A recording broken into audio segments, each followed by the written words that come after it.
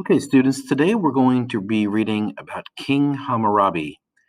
As we've been looking at cuneiform the last couple of days, we learned that cuneiform was used as a type of writing system to help keep track of our deals and trades.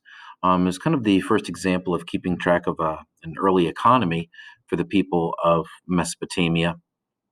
But people still weren't always honest with one another. So other rules need to be in place to prevent the civilization from moving into chaos.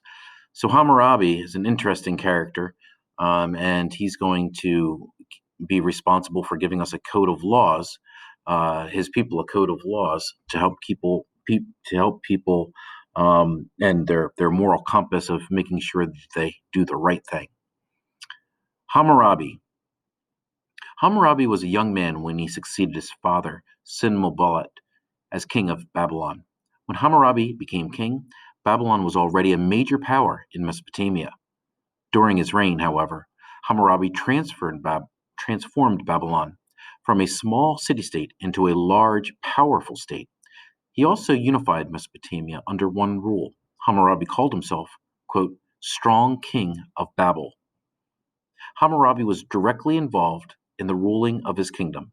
He personally directed projects such as building city walls, restoring temples, and digging and cleaning irrigation canals. A great deal of planning went into his projects. City streets, for example, were arranged in straight lines and intersected at right angles, much like the way our cities are planned today.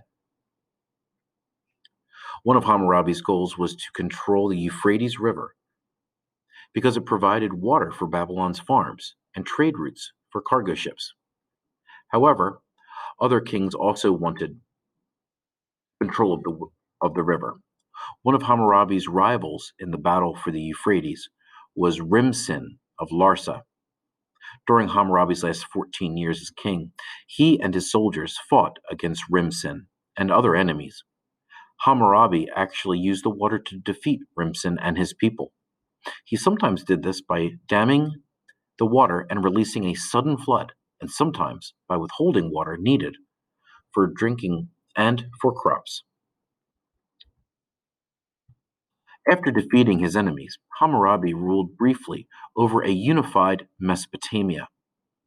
Hammurabi soon became ill, and his son, Semsuluna, took over and took over his duties and was crowned king after his death. Because of Hammurabi's great efforts, however, the center of power in Mesopotamia shifted from Sumer in the south to Babylon in the north, where it remained for the next 1,000 years.